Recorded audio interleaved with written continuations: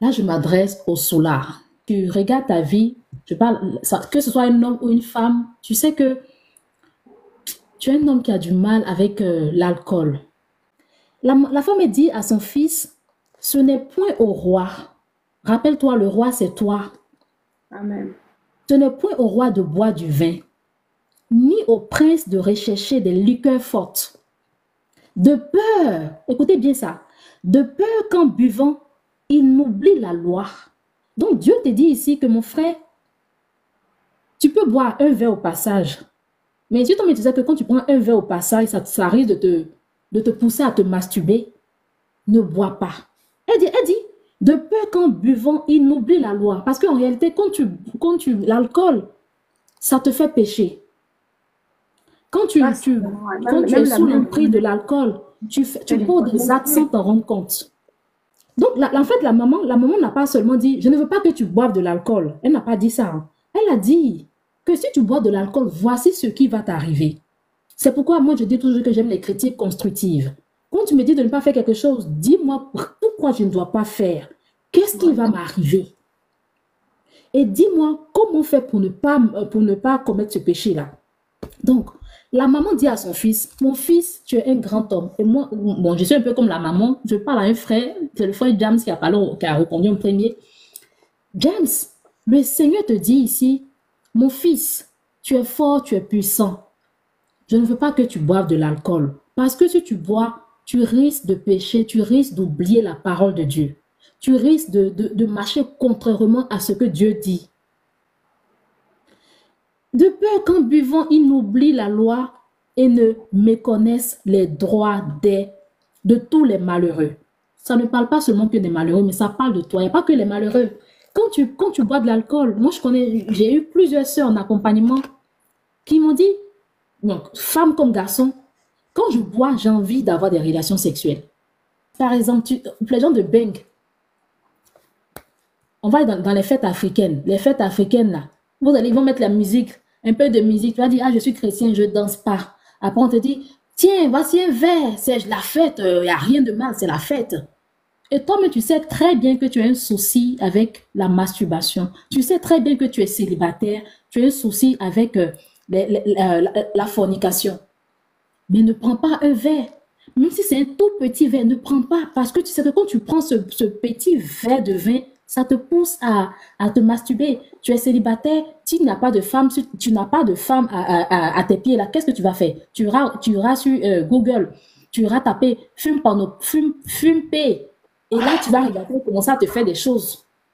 C'est pourquoi on nous défend de boire l'alcool. En réalité, le fait de boire l'alcool, ce n'est pas un péché, mais ça cause des conséquences de l'alcool. Si quand tu te regardes, tu sais que, ah vas-y, je peux prendre un verre, ça ne me fera pas de choses, j'aurai pas de problème, tu peux prendre un verre.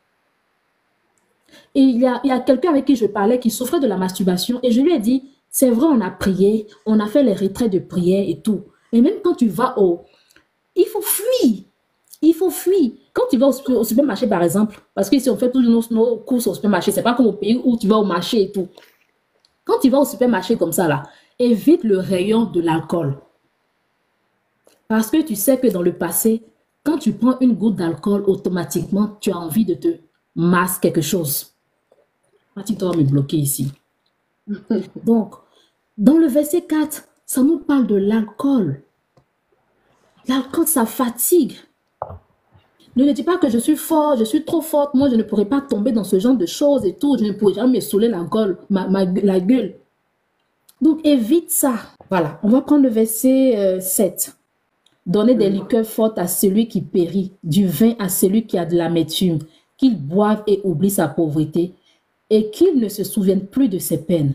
Oui, quand tu prends par exemple l'alcool quelque chose, la scie quelque chose, ça peut te faire oublier tes problèmes un instant, c'est temporaire.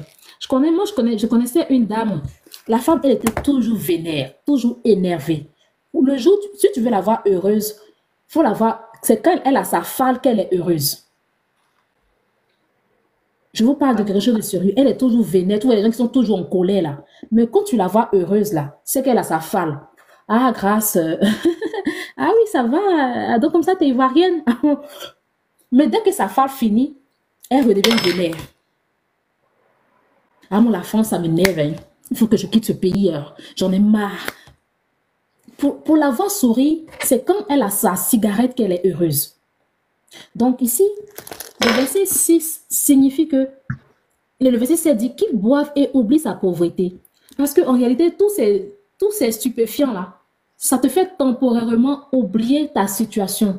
Ça te fait temporairement oublier tes difficultés. Mais dès que l'effet passe, tu reviens à ta réalité. D'accord? Donc, quand tu vois ce passage, toi, ma soeur, toi, mon frère qui médite, supposons que c'est un frère célibataire, tu mets une pause et tu pries, tu dis, Seigneur Jésus-Christ de Nazareth, j'ai un problème avec l'alcool. Saint-Esprit, je te prie de me délivrer. Là, je parle pour celui qui a un problème avec l'alcool. Mais pour toi qui n'a pas de problème avec l'alcool, comme on ne sait pas ce que le lendemain nous réserve, tu prends déjà le devant sur les choses. Tu as vu les conséquences de l'alcool, donc tu vas dire, Éternel des armées, j'ai vu ce verset et je prie, Saint-Esprit, que tu m'aides à ne jamais être un esclave de l'alcool. De lire ce verset, tu vas mettre une pause et tu fais une prière automatiquement. Saint-Esprit, voici, j'ai vu un peu les conséquences de l'alcool. J'ai vu aussi que, en fait, quelque chose, ça me fera oublier temporairement mes difficultés, mais ça ne va pas les ternir, ça ne va pas les effacer. Donc, Seigneur, je te prie de m'aider à faire de toi mon tout. Tu te bases sur ce verset et tu fais de ça une prière.